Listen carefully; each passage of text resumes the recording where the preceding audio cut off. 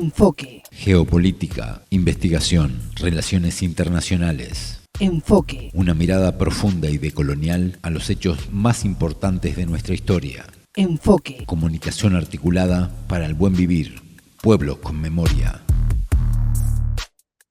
¿Cómo afecta a la seguridad internacional el apoyo de Estados Unidos de misiles de largo alcance a Ucrania para atacar territorio ruso? Bienvenidos, bienvenidas. Esto es Enfoque con Alejandra Patrone y la producción de los pueblos y movimientos articulados en Avia Yala Soberana. Hoy, junto al analista político argentino Alberto Hugenreuter, doctor en Relaciones Internacionales y experto en Rusia, profundizaremos en este tema. El tema del día.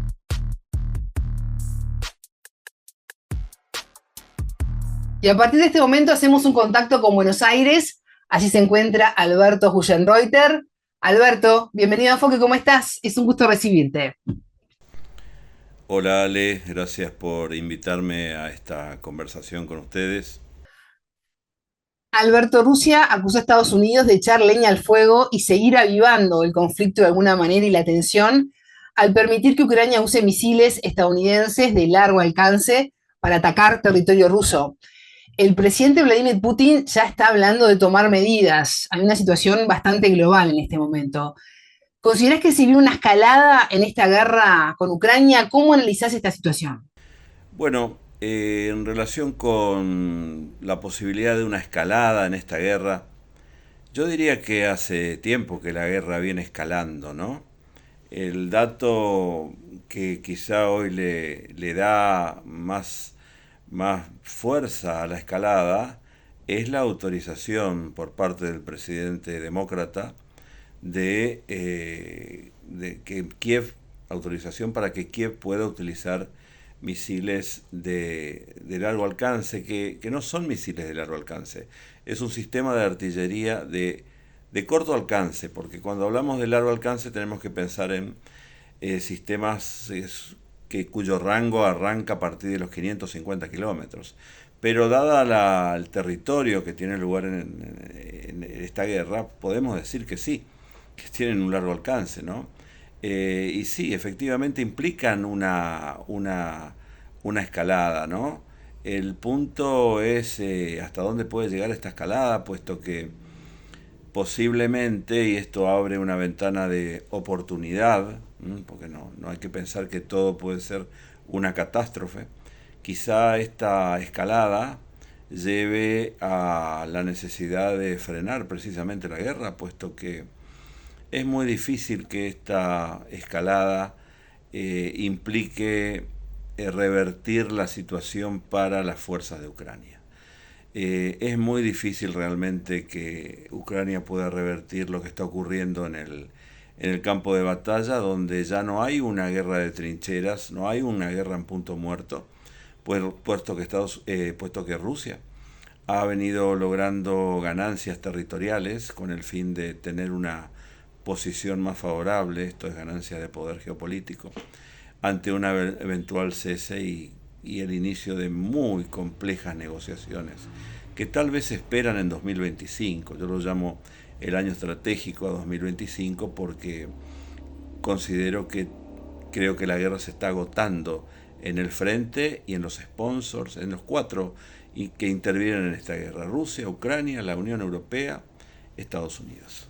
De manera que hay una escalada, claro que hay, pero siempre hubo una escalada en esta guerra, ¿no?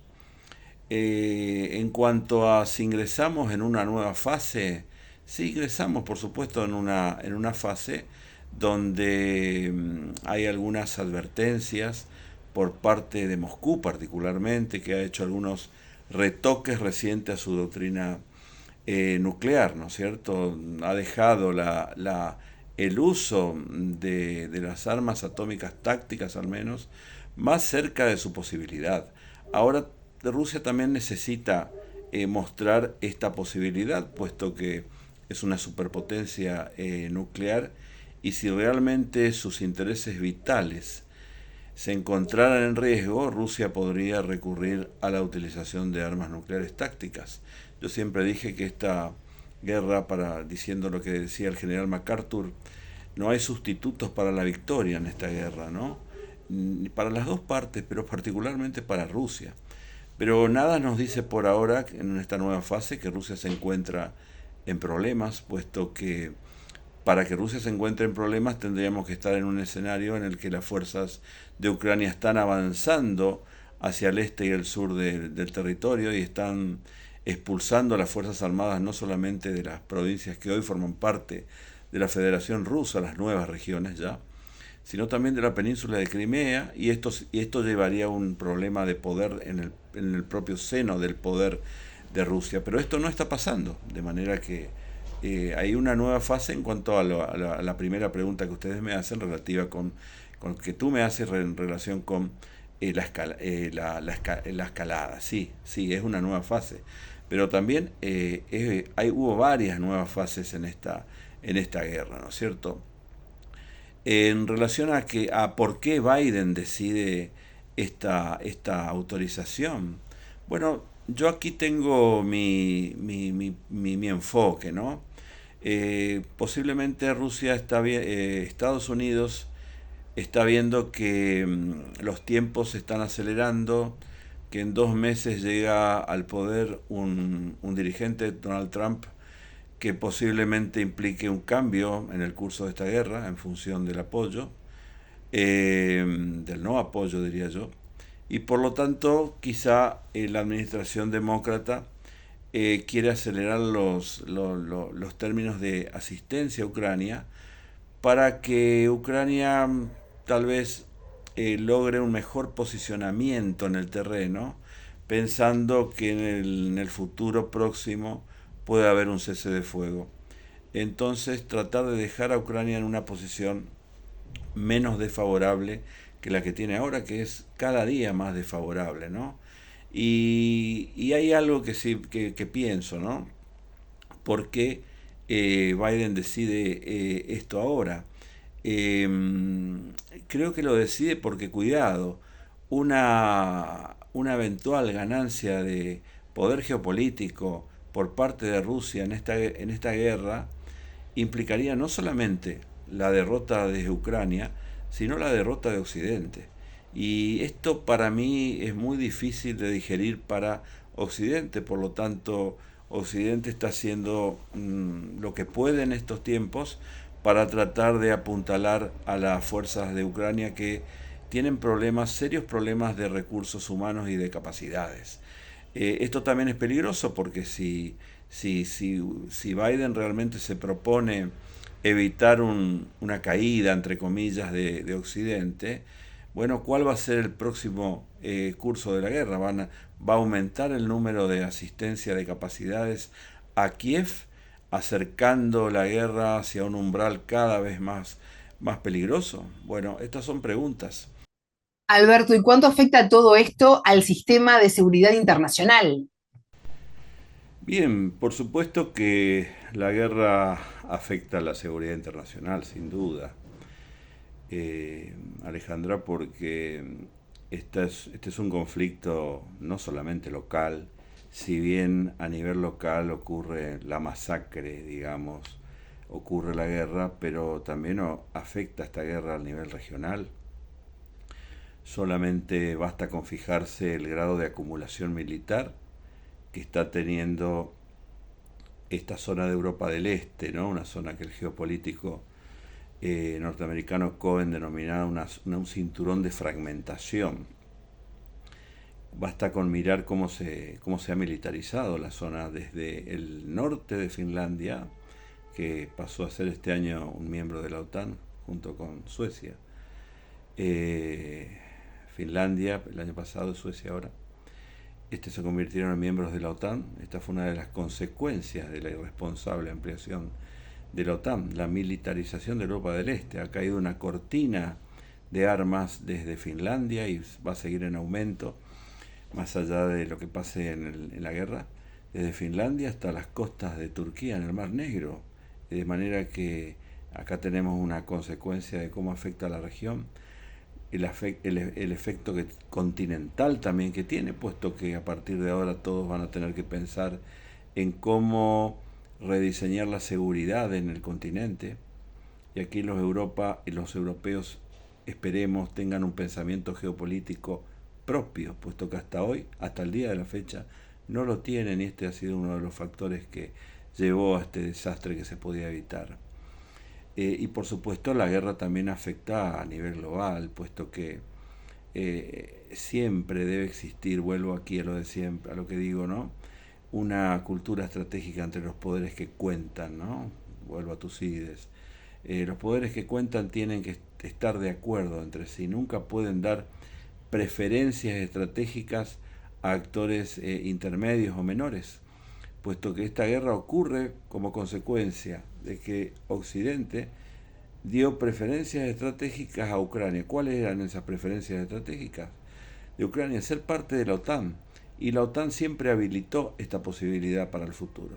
Y esto generó obviamente una disfunción geopolítica y estratégica y alteró el principio de indivisibilidad de la seguridad. Cuando digo principio de indivisibilidad, digo que una parte aumenta su seguridad pero en detrimento de la otra. Esto es muy grave en política internacional. Y por supuesto que afecta, puesto que a nivel global, más allá de lo que estoy diciendo, puesto que va a ser muy difícil restablecer la confianza, ¿no es cierto?, entre los poderes mayores. Va a ser muy difícil esto. En relación con la pregunta que me haces relativa con el tratado INF, ¿no? Estados Unidos se fue del tratado de armas de alcance intermedio que existía para Europa, como consecuencia de violaciones que hubo, puesto que el escenario internacional cambió, y este tratado se volvió viejo, pero yo diría que más allá de si perjudica o no el retiro de Estados Unidos en una fase de empeoramiento de la guerra, y yo diría que es relativo, Alejandra, puesto que si hay un deterioro, las cuestiones y los tratados pasan a un segundo plano, ¿no? Se prioriza la cuestión estratégica militar, ¿no? Pero esperemos que no se llegue a esto, porque si realmente se van a restablecer sistemas de armas que prohibía el tratado INF de la década del 80, bueno, estaremos en una situación muy, muy comprometida si realmente llega a pasar esto. Trump puede llegar a cambiar la situación. Yo creo que, a juzgar por lo que dijo, a juzgar por lo que hizo en algunas situaciones durante su presidencia, pero a juzgar por lo que dijo, y más allá de lo que dijo, que puede quedar en la nada lo que dice un candidato, hoy ya presidente electo, el nombramiento que ha hecho Trump en algunos puestos clave de la seguridad del poder de los Estados Unidos, del poder, como por ejemplo la inteligencia, ¿no? Ha nombrado para que ocupe el cargo de director de inteligencia a una persona absolutamente reluctante a la militarización de Estados Unidos en Ucrania, o sea, a la continuación del aporte en materia de capacidades, pero también reluctante a la militarización global de los Estados Unidos. De manera que aquí tenemos un posible cambio, ¿no? Yo creo que Trump va a buscar la salida de esta guerra, porque tiene una visión local de la política internacional, local en el sentido de recuperación económica, de fortalecimiento económico del poder nacional norteamericano. Y está aprendiendo Estados Unidos algo que China hace mucho lo practica, que es el no involucrarse en guerras. Estados Unidos ya ha llegado a tener cerca de 800 bases militares alrededor del mundo. Este globalismo militar no ha contribuido demasiado a la estabilidad del mundo y le ha traído problemas a la seguridad nacional de Estados Unidos, ¿no? Alberto, tú estuviste hace unas semanas en Rusia. ¿Cómo viste a la población vivir esta guerra? Yo estuve en menos de un año, estuve 2 veces, y lo que he observado allí en Rusia es una vitalidad impresionante, ¿no? Particularmente en Moscú. Moscú, yo creo que junto con Londres son las ciudades más vitales de Europa, ¿no? El movimiento de gente, las actividades, La energía, ¿no? Allí la energía, no hay ahorro en materia de energía, y Moscú realmente es como un gran árbol de Navidad, ¿no? Sobre todo para los próximos, para las próximas semanas, ¿no? Que se viste de fiesta. Más allá de que esté en guerra, una situación realmente trágica para el pueblo eslavo, no solamente para Rusia, para el pueblo eslavo. Ahora, ¿qué vi que me llamó la atención? Bueno, yo recorría, por ejemplo, las góndolas en los supermercados, mirando un poco la producción, me interesaba mirar la producción, y me llamó la atención que no hay demasiada producción rusa, por ejemplo, en lácteos, por ejemplo, en carnes, en fin. Hay mucha importación de otros países, como por ejemplo Bielorrusia. Bielorrusia está aportando mucha producción a Rusia, ¿no? Esto abre interrogantes en relación con la modernización de Rusia. Y hay una situación de anormalidad, puesto que Rusia está en un conflicto armado, y esto ha prácticamente clausurado las relaciones con Occidente. Y esto no es normal, puesto que debemos tener una situación abierta, yo diría, de cooperación, sobre todo entre Alemania y Rusia, por ejemplo, ¿no? Yo en su momento con el doctor Fernández Pardo escribimos un libro, El roble y la estepa, y allí señalamos que Rusia y Alemania siempre, salvo en las guerras mundiales, siempre han tenido una relación importante, ¿no? Y allí siempre remarcamos lo que decía Bismarck en relación con la necesidad de tener un sistema de seguridad continental equilibrado, ¿no? No entrar en problemas con Rusia, ese fue su objetivo. Creo que lo que ha fallado en parte en esta guerra, vuelvo un poco a lo anterior, es no haber mirado un poco la experiencia histórica, que es nuestra única maestra en la política internacional. Bueno, agradezco mucho a esta entrevista que me has hecho, y bueno, te mando saludos aquí desde Buenos Aires y te deseo un muy buen fin de semana. Muchas gracias a ti, Alberto Hugenreuter, doctor en Relaciones Internacionales y experto en Rusia. A ustedes les decimos que pueden volver a escuchar este programa en www.radiovictoriagt.com. Ya se viene la frase del día. Tengan todos ustedes una excelente jornada. Buena vida para todos. La frase del día.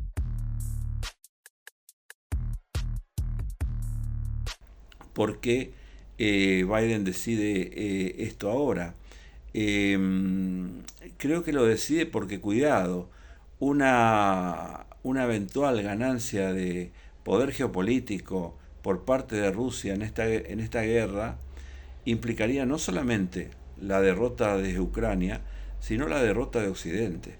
Y esto para mí es muy difícil de digerir para Occidente. Por lo tanto, Occidente está haciendo lo que puede en estos tiempos para tratar de apuntalar a las fuerzas de Ucrania, que tienen serios problemas de recursos humanos y de capacidades.